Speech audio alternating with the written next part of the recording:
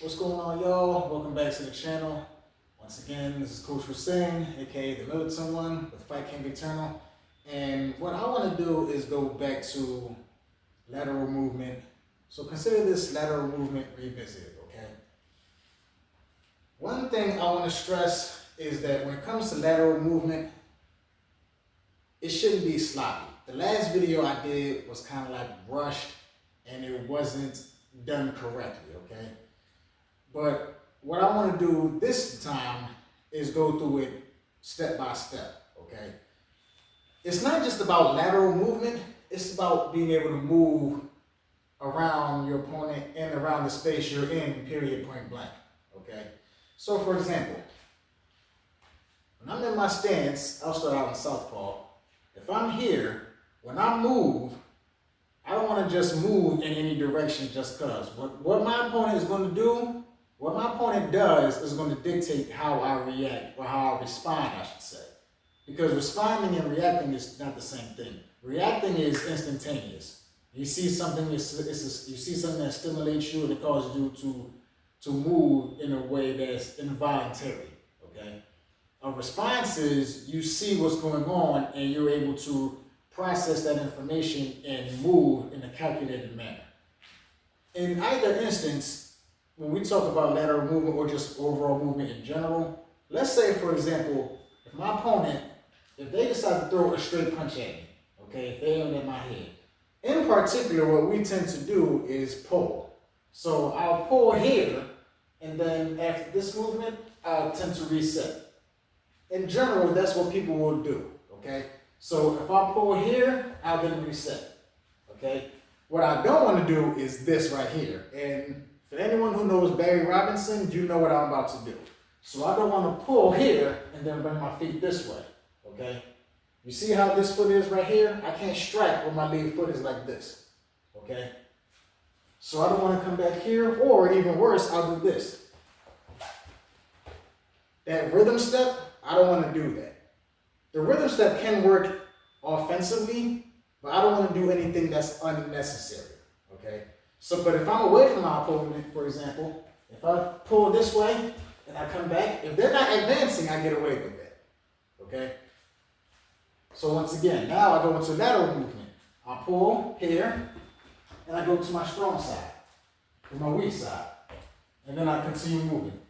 And then I stop, and then I move based on what they're doing, okay? I can also go the opposite way, okay? So I'll pull here, and then I can deflect and move that way. But my movement is going to be dictated by what my opponent does, if that makes sense, which it does. I can also move offensively. I can, for example, I can throw my jab here, and then from there, I can throw a cross, okay? But if they counter, if they decide to come back with their punch, I slip here, circle around them, forcing them to make the adjustment. Another way I can move, also defensively. Okay, I might catch their jab here, and if they throw their cross, okay, then I'll slip here, and once again move laterally. If I'm in this position again, if I slip their cross here, notice how I step out with the lead foot. So when they move, when they come with their jab here, or even their cross, depending on what stance they're in, if they come with their cross, I'll slip this way. This foot comes out, I'll come back that way. This can work in boxing and it can work in Muay Thai, but in Muay Thai is dangerous because that gallop can go right into their roundhouse kick, okay? So if anything, I create that space. This is why moving backward actually is the best method of defense. Because in any attack, Muhammad Ali actually broke this down, is in particular if a person's aiming for my face, I'll pull right here. This little small gallop. Okay? And Muhammad Ali, he was notorious for constantly letting his opponent take the center of the ring, and he would just dance around the ring also. Muhammad Ali, there were times when he took command, when he took the middle of the ring, but he had no problem moving around the ring because he was always on his feet. He was always light on his feet. So even if I have a hands down style, I might pull here, and get out the way. Okay? Works the same way if I'm unorthodox. Pull, slip.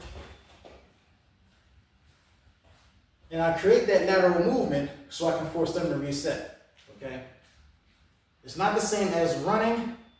Some people will call it running, but people sometimes don't understand what they're seeing because they want to see a fight go a particular way, you know. So, but once again, I can come here, jab across, move,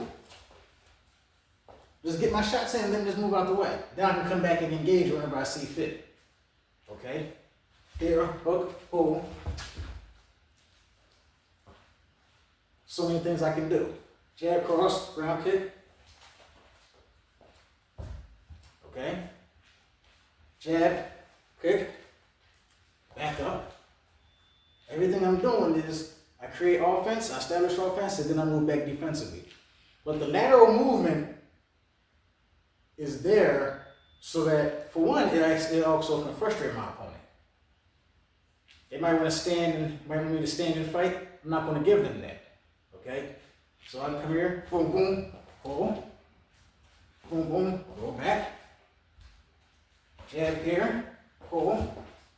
I just frustrate them. As long as they can't hit me, that's all that matters. Boom, boom, boom, boom, boom. That's all that matters. Boom, boom, boom. Boom, boom, boom. I stay moving. So I just wanted to revisit lateral movement so I can show you a more structured way of moving laterally. Okay?